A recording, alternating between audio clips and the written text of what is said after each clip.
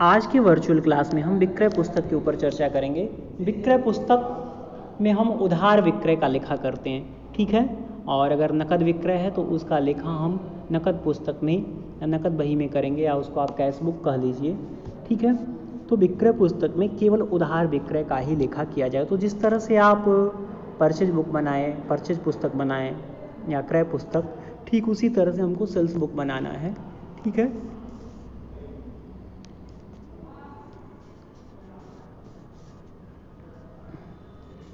Sales book में आपका ये एक कॉलम है, आपका ये डेट का कॉलम है, ठीक है। ये आपका पर्टिकुलर का एक कॉलम है। ऊपर एक बार आप सेल्स बुक लिख देते हो। ये आउटवार्ड इनवाइस नंबर का कॉलम है, ठीक है। एक कॉलम आपका ये LF का बनेगा और एक कॉलम आपका ये अमाउंट का बनेगा। टोटल आपके 5 कॉलम बनेंगे, ठीक है।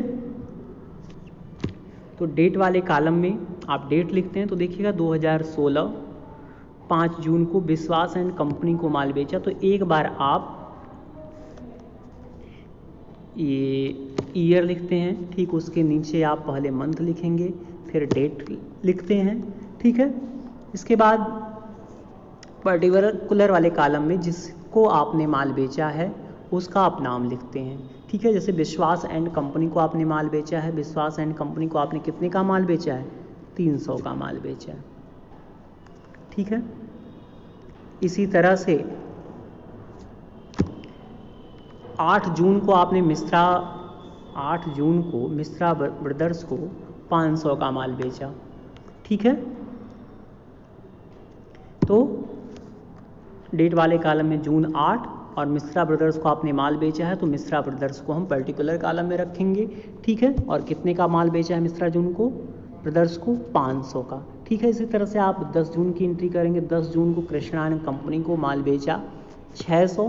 तो डेट वाले कॉलम में एक बार आप मंथ लिखेंगे और एक बार उसके आगे डेट लिखते हैं। फिर कृष्णा एंड कंपनी को माल बेचा, जिसको आप माल बेचा उसका नाम लिखते हैं, ठीक है। और कितने का माल बेचा अमाउंट वाले कॉलम में उसे आप लिखेंगे 600, ठीक है।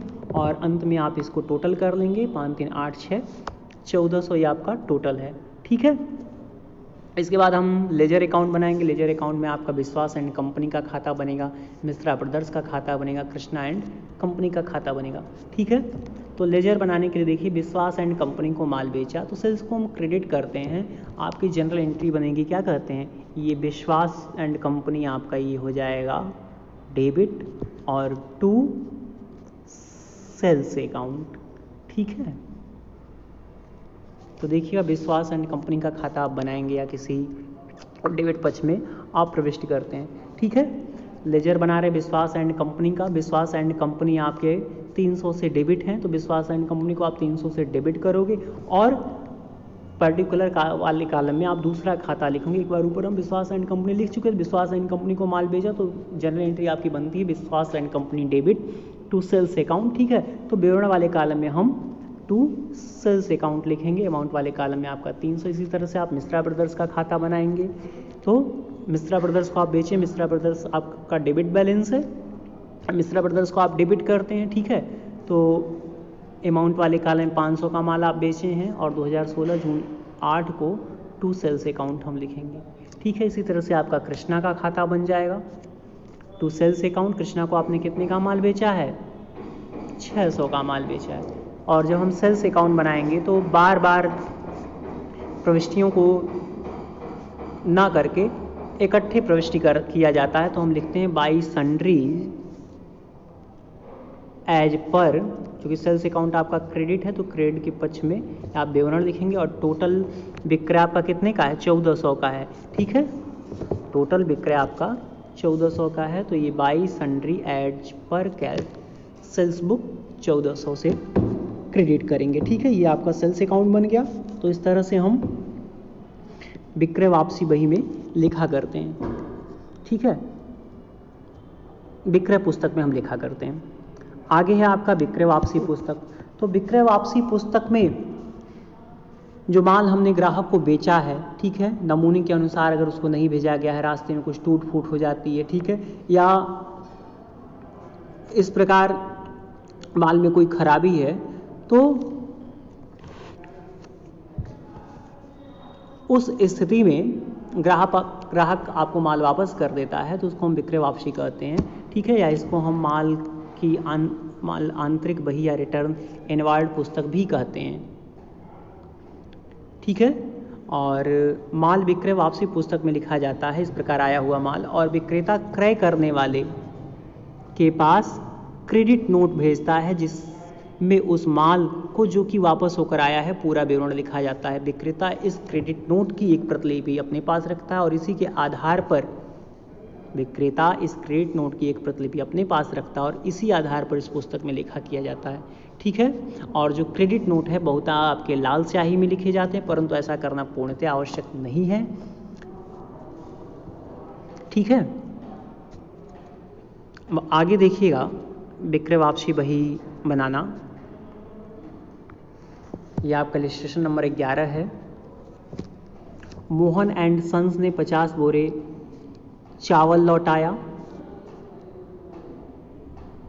दर आपका 130 प्रति बोरा है। इसी तरह से रमेश एंड सन्स ने 60 बोरे चीनी लौटाई, दर 150 प्रति बोरा। सुधीर ने 10 टिन घी वापस किया, दर है आपका 120 प्रति टिन घी। दिनेश ने 200 रुपये कीमत का माल लौटाया, ठीक है। तो देखिएगा सेल्स रिटर्न बुक बनाने के लिए जैसे एक कालम आपका ये डेट का कालम हो गया, एक कालम आपका पर्टिकुलर का हो गया, ठीक है। ऊपर हम सेल्स रिटर्न बुक ये शीर्षक लिखते हैं, एक का कालम आपका क्रेडिट नोट का, ठीक है, एक कालम आपका LF का और एक कालम आपका ये अमाउंट का कालम है, ठीक है। अब आगे देखिए, मोहन एंड सन्स ने 50 बोरे चावल लौटाए, दर 130 प्रति बोरा।